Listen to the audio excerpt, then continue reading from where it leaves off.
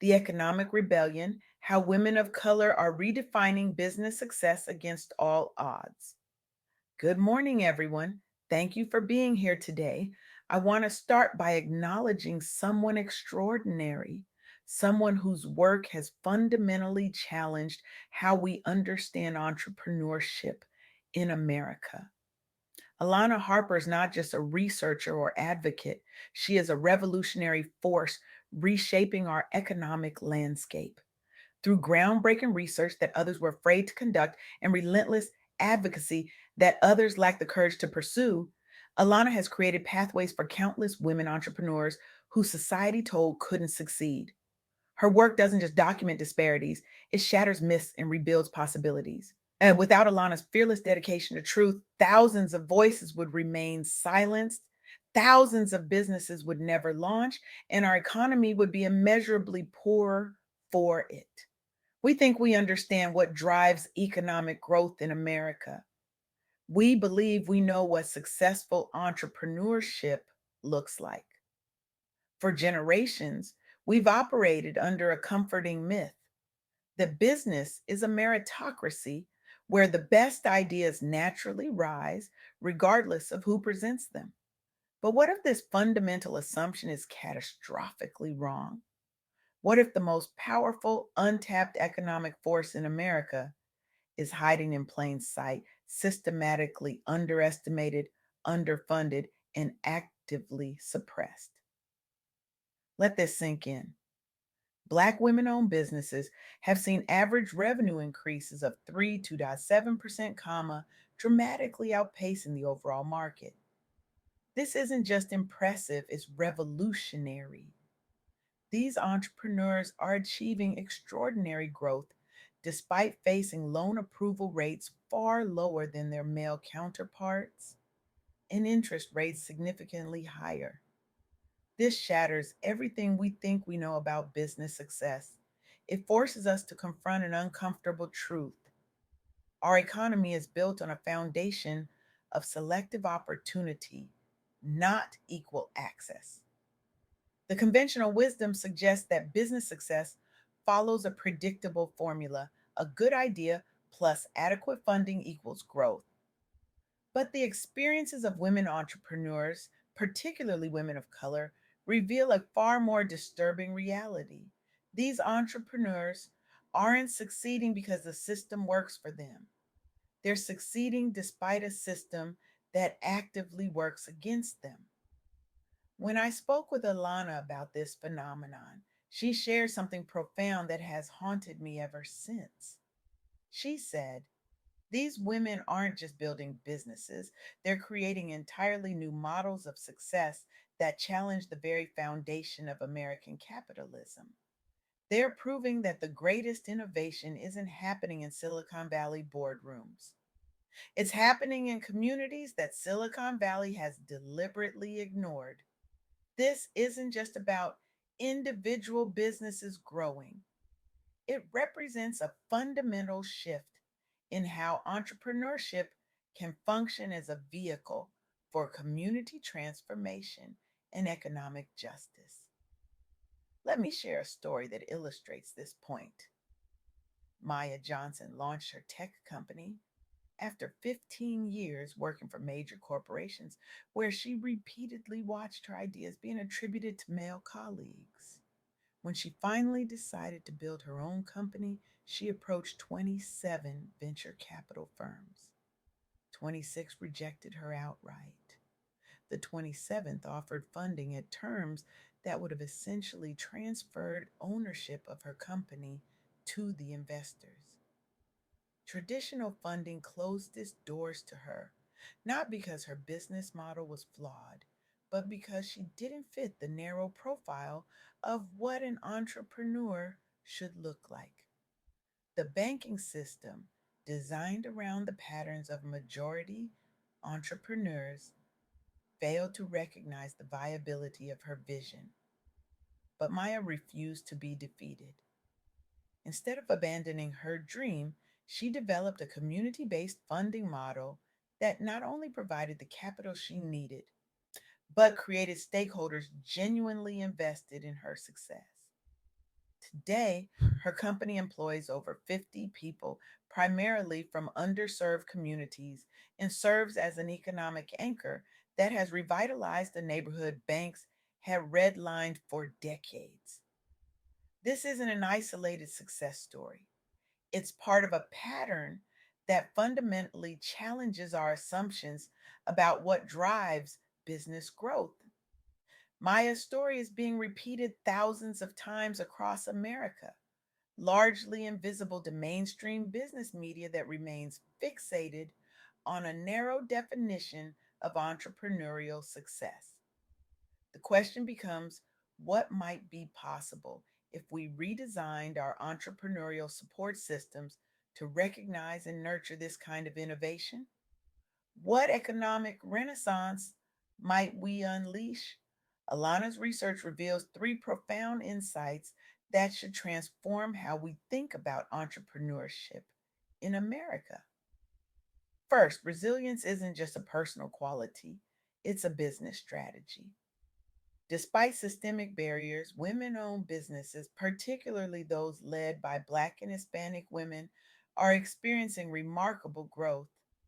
They've developed business models that anticipate obstacles and incorporate community support as a core operational asset. This isn't just about personal achievement, it's about creating sustainable ecosystems that lift entire communities. Second, the funding gap isn't just unfair, it's economically devastating.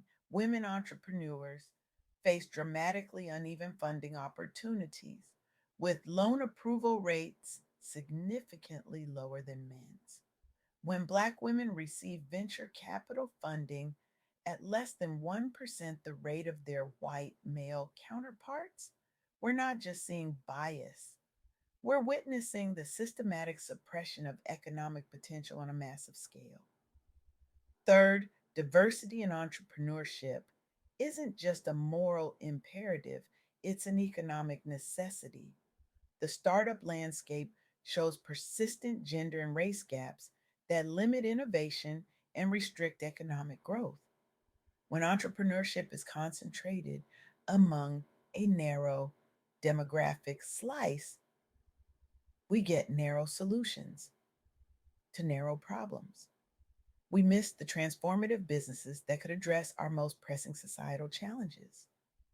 These insights don't just matter for the entrepreneurs themselves, they matter for our entire economy, for all of us. Think about it this way: if we're systematically underinvesting in businesses led by women, particularly women of color, we're leaving trillions of dollars of economic potential untapped. We're missing opportunities for job creation, innovation, and community development that could transform our national prosperity. This isn't just an issue of fairness, though it certainly is that. It's an issue of collective economic survival.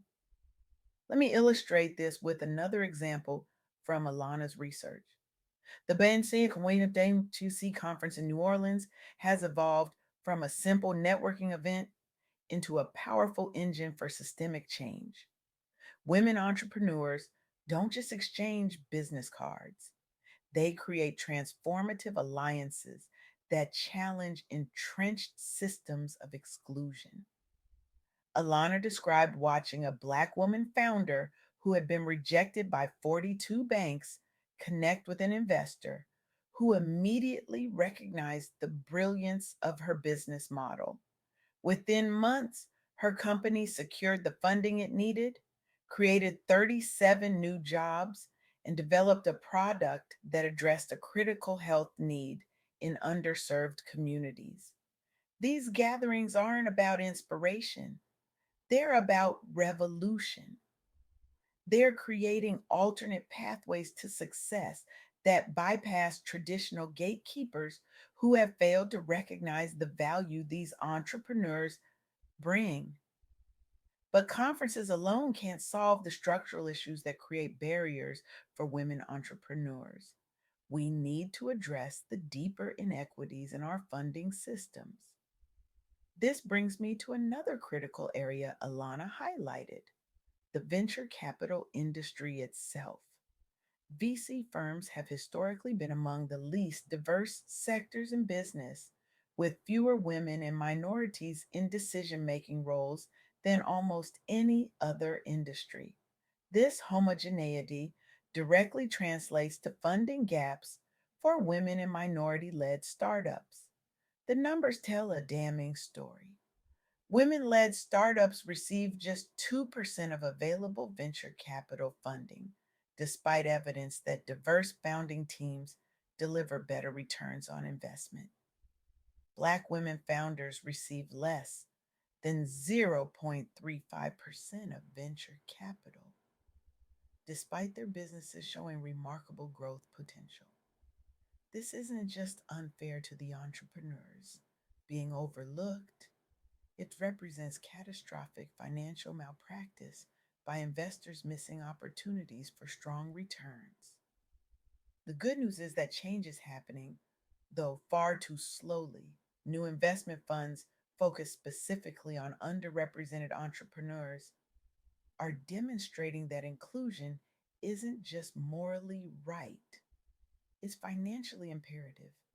As Alana explained, when investment teams include diverse perspectives, they recognize potential in businesses that conventional models miss.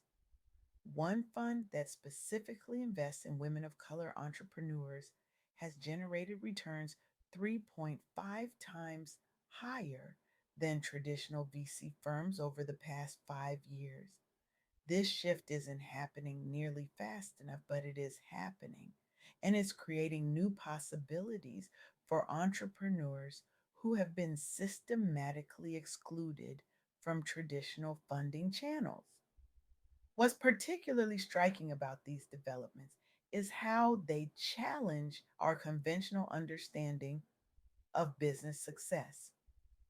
For decades, we've celebrated a particular kind of entrepreneurial story, one that often features a lone visionary, usually male, usually white, disrupting an industry through sheer force of will. But the entrepreneurs Alana studies are writing a different kind of success story. They're building businesses deeply connected to their communities. They're creating collaborative models that distribute both risk and reward.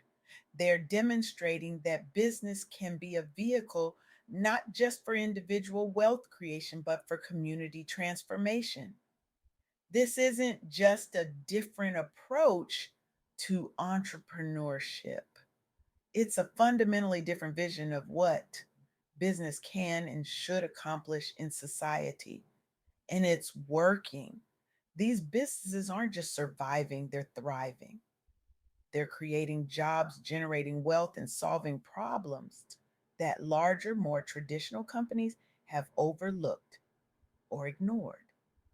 So, what does this mean for our understanding of entrepreneurship and economic opportunity?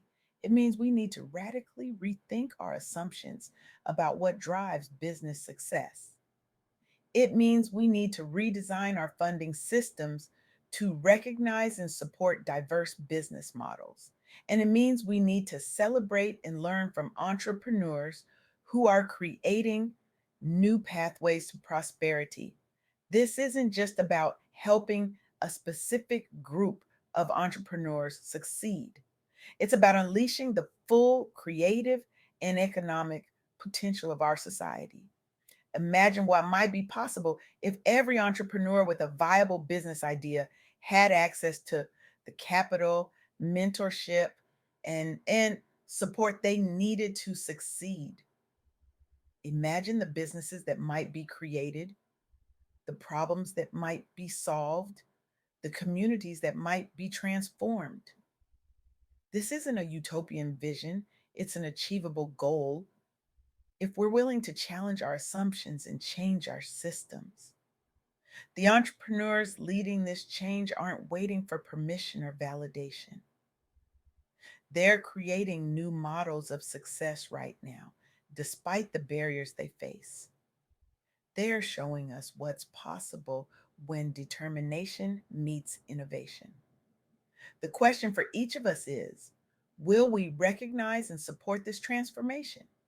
Will we demand that our financial institutions, our government policies, and our business networks evolve to nurture rather than hinder these entrepreneurs? Will we invest in their success, not just with our dollars, but with our advocacy, our mentorship, and our purchasing power? The future of our economy depends on how we answer these questions. So today I challenge you to leave this room and take one concrete action. Invest in a woman owned business, mentor a female entrepreneur, change your company's procurement policies to prioritize diverse suppliers, advocate for policy changes that address systematic funding gaps. Don't just applaud these ideas, implement them. Don't just be inspired, be involved. The economic revolution is happening with or without you. The only question is whether you'll be part of creating a more innovative, equitable, and prosperous future for all of us. Thank you.